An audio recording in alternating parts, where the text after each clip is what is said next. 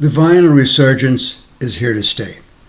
Although vinyl is now outselling digital music discs, digital music streaming outsells everything else. Notwithstanding the statistics, vinyl is a force to be reckoned with, and suppliers are responding to the demand. New recordings that are cut to vinyl are mostly digital recordings.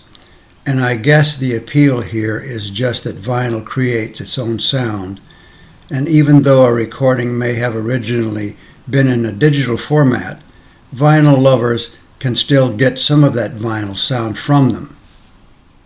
The basic demand, however, is for recordings that were mastered on analog tape way back in the 1950s up to the 1980s when CDs hit the market. And the focus is really on the early recordings of the 1950s and 1960s. Even with that, however, some of those early tape recordings have a digital intermediate to edit them before converting back to analog to cut the vinyl. We have turned a blind eye to this, I suppose, but what we really want are vinyl remasters that are analog all the way from the tape to the vinyl pressing. The way this works is that the original analog tape is copied onto another analog tape and then put through an analog mixing panel, some of which are original ones using tubes.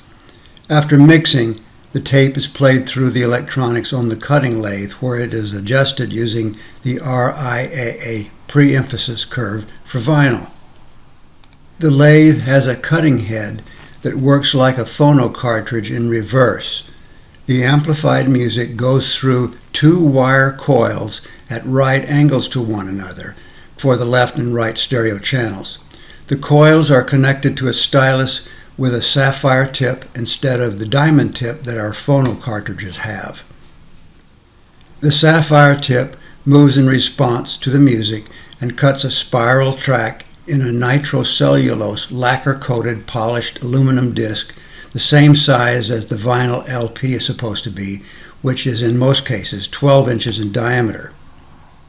After the lacquer is cut, it is peeled off of the aluminum disc and sprayed with a solution of silver nitrate, which coats the grooves in the lacquer with a very thin layer of metallic silver. The silver-coated lacquer is then immersed in a water bath containing a nickel salt, and the lacquer is connected to the minus pole, which is called the cathode, of a DC electrical source. The plus pole, the anode, is immersed in the nickel solution. Then a voltage is applied to the cathode and anode, which causes the nickel to be electroplated on top of the thin silver layer on the lacquer. The nickel-silver plate is removed from the lacquer by peeling it off. It is called the metal master or father. After the silver is removed, the nickel father is coated with a thin separation layer and is then electroplated again with more nickel, and that nickel layer is peeled off, which is called a mother. Several mothers can be made from the father. Finally, the mothers are relayered with electroplated nickel and those layers removed, which are then called the stampers. The stampers are used for pressing the vinyl, and stampers for both sides of the vinyl LP are used in a heated press to melt biscuits of vinyl plastic which form the LP, sort of like how waffles are made by pouring the liquid waffle mix onto a waffle iron, and the iron is closed to press the waffle mix onto the waffle iron surfaces. The labels are placed onto the upper and lower surfaces of the vinyl biscuit before the pressing is done. The edges of the pressed vinyl are trimmed, and each pressing is inspected for defects before being placed in the jackets, and then the vinyl LPs are shipped. Several test LPs may be made for inspection by the customer before the entire order is pressed if the customer wishes. So what we have then is the vinyl LP that has passed through several copying procedures in the father, mother, and stamper stages. During these procedures, it is inevitable that a dust particle or tiny bubble can get onto the surface, which causes the ticks and pops that we hear when playing them. It can also produce small surface irregularities, which we hear as surface noise. Craft Recordings is a music supplier that markets small batch vinyl recordings. They take an old master analog tape and create new vinyl pressings. But instead of creating the father, mothers, and stampers, they use the father as a stamper. This prevents the inevitability of dust and other defects from building up. The downside is that the number of LPs that can be pressed is limited to about 5,000 copies. That is the case for the vinyl I'm reviewing here, which is a 1956 set of recorded tracks released on a vinyl album in 1958 called Relaxin with the Miles Davis Quintet.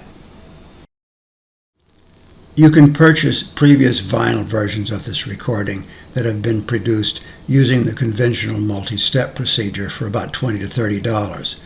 The Craft Recordings version is more expensive at $109 because of the limitation on the number of pressings that could be obtained. Miles Davis was a jazz trumpeter, and he gathered numerous different supporting musicians over the decades he was active. It wasn't always a quintet as a result. In this album, his support team included jazz geniuses on their own: Red Garland on piano, John Coltrane on tenor sax, Paul Chambers on bass, and Philly Joe Jones on drums. It comes as a package containing the LP and also a nice second jacket with extensive liner notes. The recording is mono, but the sound and music are impeccable. My vinyl setup includes a VPI HRX turntable, Sumiko Blackbird phono cartridge, Pass Labs XP27 phono preamplifier, Balanced Audio Technology VK5i tube preamplifier, Balanced Audio Technology VK500 solid-state power amplifier, and Sonus Faber Lilium speakers. The cables are various. I have heard this album before, but not the Craft Recordings small batch version. What struck me most is the lowering of the noise floor, which allows more low-level detail to come through. It had the most silent background of any vinyl that I have ever heard. No pops or ticks either, even though I had accidentally deposited a bit of dust on the surface of the first side. So it becomes obvious that the pops and ticks are indeed artifacts that occur during multi-step vinyl production. The one-step process allows more fine detail to be reproduced in the final pressing. Having Miles Davis and John Coltrane alternating with solos is quite a musical experience. Miles used a mute in his horn for most of the tracks. I don't care for muted horns because it adds some edginess, but I can't change what was done in 1956, a very long time ago. The quality of the sound on this small batch LP reaffirms my joy in listening to old analog recordings. It is analog all the way with no digital intermediate. It shows what can be accomplished, and I hope to listen to more of the Craft recordings that use this technique, hopefully some Art Pepper. Thanks for watching.